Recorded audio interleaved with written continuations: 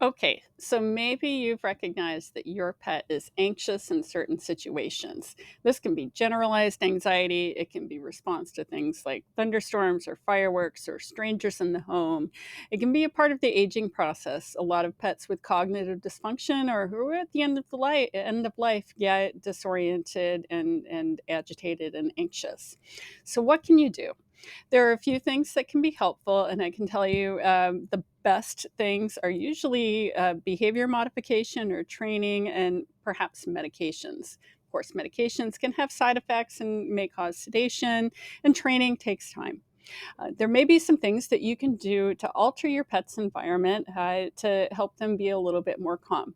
None of these is going to be a magic bullet, but they're just more tools that you can bring out from your toolbox to help create an environment for your pet that makes it a little more relaxing and calming. So let's talk about the senses and how they can help your pet feel a little bit more calm.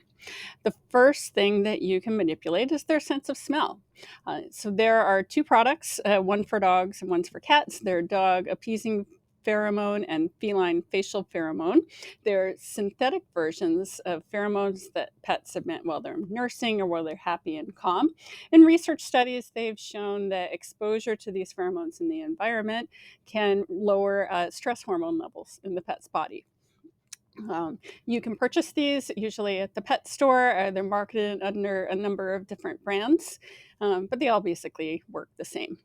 Another thing that you can put in the environment is lavender essential oil. There have been some small studies done that show that pets in shelter situations or being transported in a car spend more time acting calm and restful instead of being agitated and pacing around and looking nervous. Um, if you use lavender, do not apply it directly to your pet. You want to put it in the environment. So you can use a diffuser or you can put it on, I've heard of putting a few drops of the essential oil on a light bulb. You want to just diffuse it into the environment at a very low level.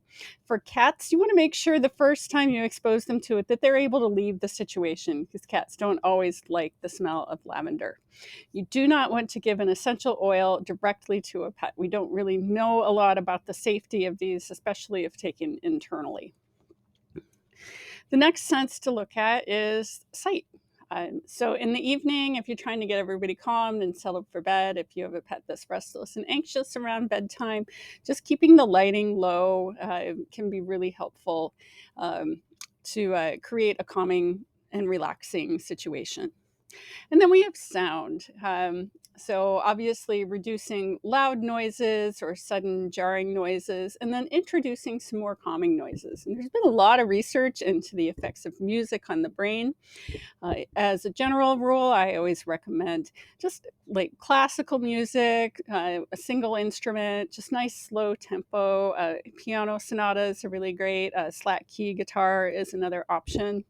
There's also a number of uh, musicians out there that have created music that's acoustically tuned. That's supposed to be more calming for dogs and cats, so you can check those out as well.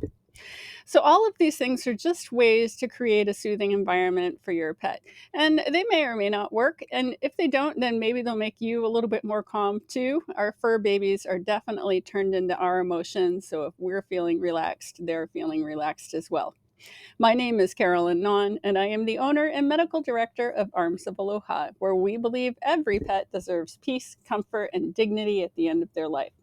If this was useful to you, please do share it with your friends and family. And if you would like more great content from us, follow us on Facebook and Instagram, subscribe to this YouTube channel, or check us out at armsofaloha.com. Mahalo.